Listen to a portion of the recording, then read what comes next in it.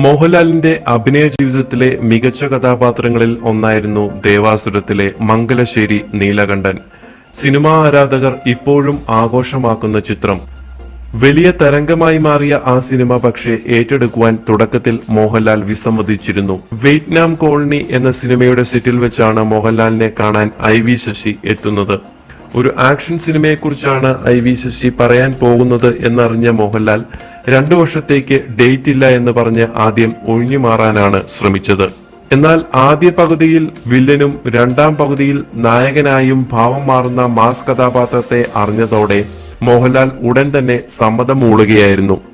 1993 IV Sasi, Ranjith, Mohanlal കൂട്ടുകെട്ടിലെ Devasuram തിയേറ്ററുകളിൽ എത്തിയത്.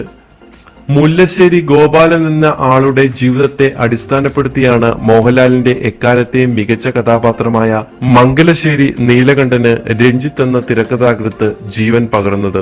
Cinema ലോകവും പ്രേക്ഷകരും ഇരു കൈകളും നീട്ടി സ്വീകരിച്ച സിനിമകളിലൊന്നായിരുന്നു ദേവാസുരം. മംഗലശ്ശേരി നീലകണ്ഠനെയും ഭാനുമതിയെയും ഇന്നും പ്രേക്ഷകർ ഓർത്തിരിക്കുന്നുണ്ട്.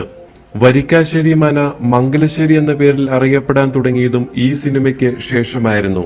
മോഹൻലാൽ, രേവതി, ഇന്നസെന്റ്, കൊച്ചിൻ കനീഫ, നെപ്പോളിയൻ, VK ശ്രീരാമൻ, മണിയൻ പിള്ള രാജു, അഗസ്റ്റിൻ തുടങ്ങിയ വൻ താരനിരയാണ് ചിത്രത്തിനായി അണിനിരുന്നത്. യഥാർത്ഥ സംഭവങ്ങളിൽ നിന്ന് പകർത്തിയ ചില രംഗങ്ങളും ചിത്രത്തിലുണ്ടായിരുന്നു. ഗിരീഷ് പുത്തഞ്ചേരി, MG രാധാകൃഷ്ണൻ കൂട്ടുകെട്ടിലെ മനോഹര ഗാനങ്ങളായിരുന്നു ചിത്രത്തിന്റെ മറ്റൊരു പ്രത്യേകത. വാത്സല്യം റിലീസ് ചെയ്ത് 2 ദിവസം പിന്നിട്ടപ്പോഴായിരുന്നു ദേവാസുരം എത്തിയത്. 1993 വിഷുവിന് ബോക്സ് ഓഫീസിൽ മോഹൻലാൽ മമ്മൂട്ടി താര പോരാട്ടമായിരുന്നു അന്ന് നടന്നത്. മോഹൻലാലിന്റെ കരിയറിലെ എക്കാലത്തെയും മികച്ച കഥാപാത്രങ്ങളിൽ ഒന്ന് തന്നെയാണ് മംഗലശ്ശേരി നീലകണ്ഠൻ. പതിവ് നായക സങ്കല്പങ്ങളെ പൊളിച്ചെഴുതിയ ചിത്രം കൂടിയായിരുന്നു ഇത്. ചട്ടമ്പിത്തരവും അടിയും ഇടിയുമായെത്തിയ ചിത്രമായിരുന്നെങ്കിലും മികച്ച സ്വീകാര്യതയായിരുന്നു ചിത്രത്തിന് ലഭിച്ചത്. വാത്സല്യവുമായുള്ള പോരാട്ടത്തിൽ മികച്ച കളക്ഷനിലായിരുന്നു ഈ ചിത്രം. മോഹൻലാൽ മാത്രമല്ല, നെപ്പോളിയനും രേവതിയുമെല്ലാം ഗംഭീര പ്രകടനമായിരുന്നു പുറത്തെടുത്തത്.